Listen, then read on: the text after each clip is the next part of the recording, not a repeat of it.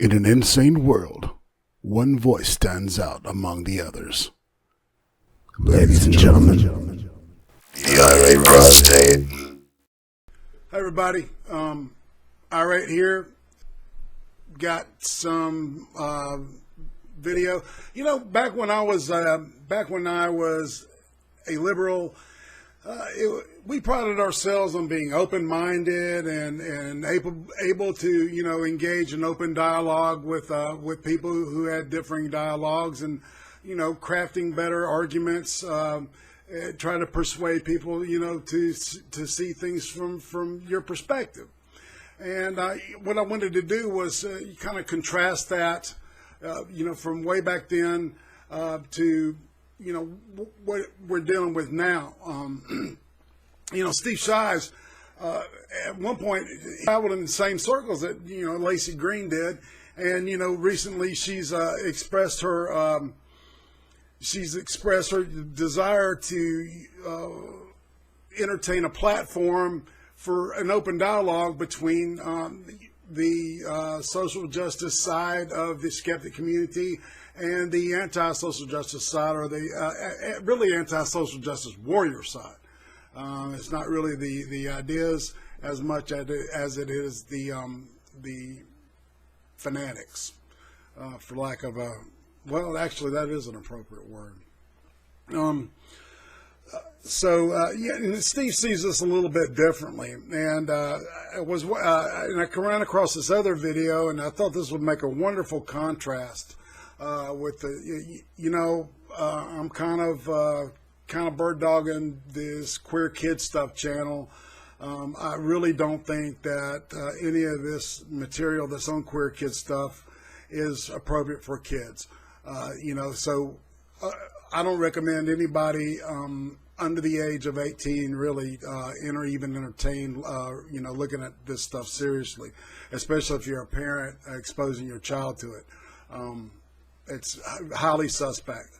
But I saw something. I saw some little magic happen in my head, and so what we're going to do is we're going to do a contrast between attitudes, not only for comedy's sake, but also for social dialogue on the dynamics at play here. Here we go.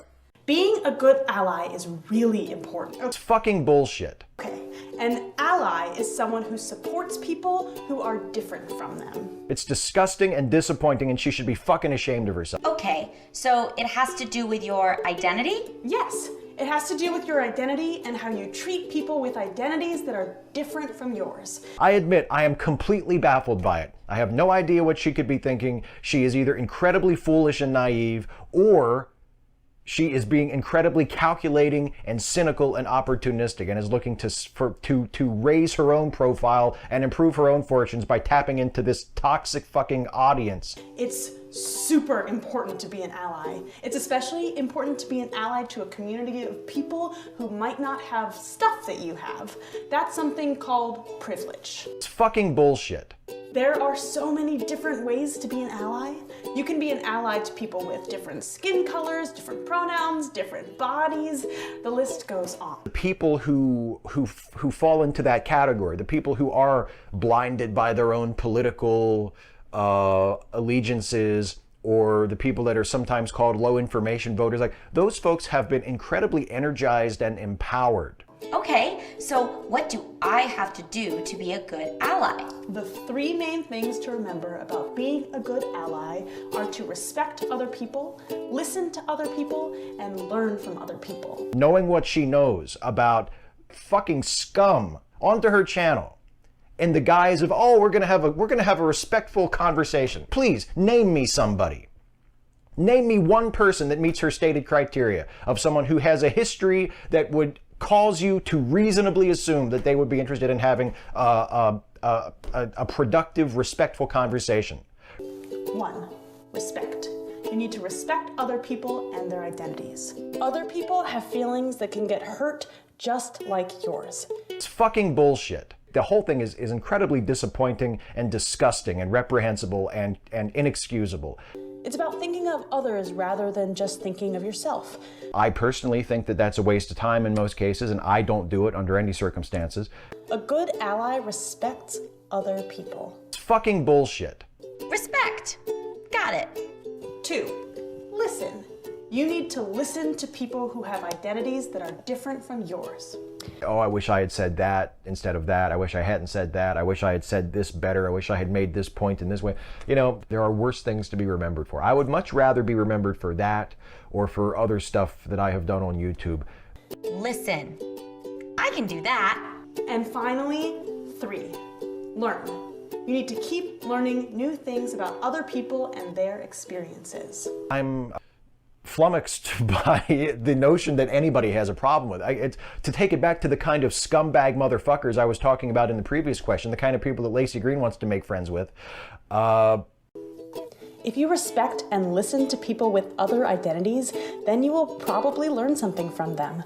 It's important to keep an open mind to new ideas so you can learn something new about other people every day. It's fucking bullshit. Even interacting with them at all is an act of legitimization and has the effect of making these people look like they're reasonable or that they ought to be spoken to with respect. Awful, who are some of the worst of the worst. You can tell I'm in a mood. The Lacey Green shit's got me in a mood. Well, no shit, Steve. I guess that's kind of obvious.